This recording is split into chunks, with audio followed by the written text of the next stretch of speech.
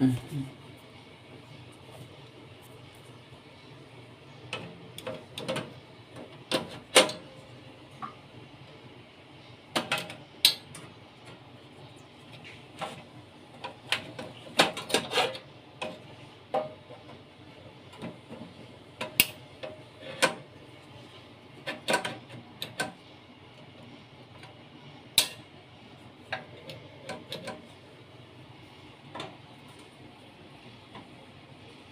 Ito guys, pwede ito connect dito.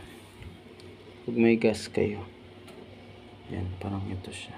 So, ito sa tangke. So, wala tayong tangke ngayon. So, ito na lang muna yung magsusupply.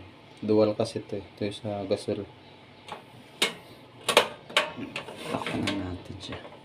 So, huwag natin dikit, may space dito.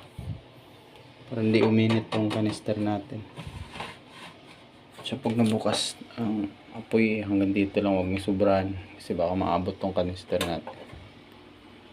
So, yun na natin. Matigas ha.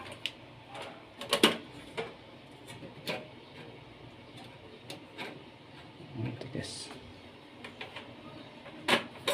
So, yan na.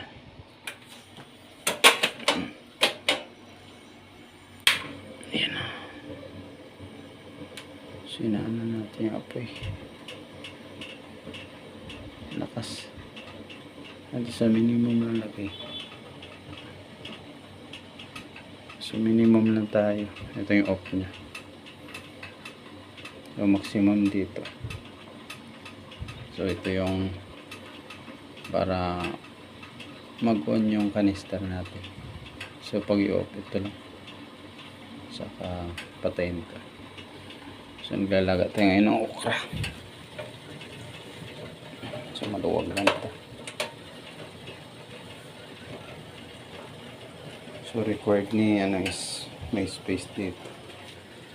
Hindi siya uminit. So, ito kasi yung isa natin. Naubusan na ng gas yan. So, may reserva pa tayong isang bago doon. So, ito tatapon na natin. Wala naman.